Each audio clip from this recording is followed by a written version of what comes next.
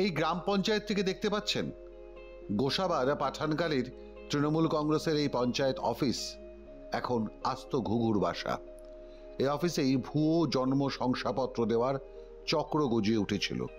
দুদশটা নয়, পাসপোর্ট জালিয়াতি তদন্তে এখনো পর্যন্ত প্রায় ৩৫০০ ভুয়ো বার্থ সার্টিফিকেটের হদিশ পেয়েছে কলকাতা পুলিশের সিকিউরিটি কন্ট্রোল অর্গানাইজেশন বা SCO।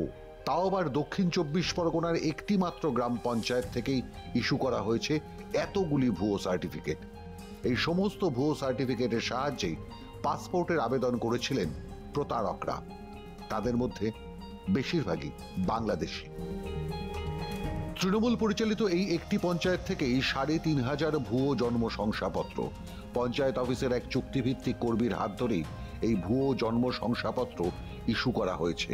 আর এই জালিয়াতির ঘটনায় গোসাবা পঞ্চায়েতের ওই চুক্তিভিত্তিক কর্মী গৌতম সর্দারকে গ্রেফতার করেছে পুলিশ।